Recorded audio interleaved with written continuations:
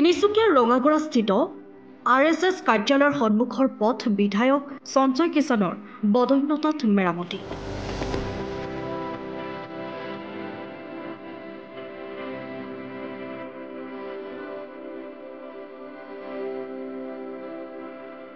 তিনিচুকীয়াৰ ৰঙাগড়াস্থিত RSS কাৰ্যালয়ৰ সন্মুখৰ জৰাজীৰ্ণ পথৰ এটা অংশ তিনিচুকীয়া বিধানসভা সমষ্টিৰ বিধায়ক সঞ্জয় কিষাণৰ বদান্যতাত মেৰামতি কৰে।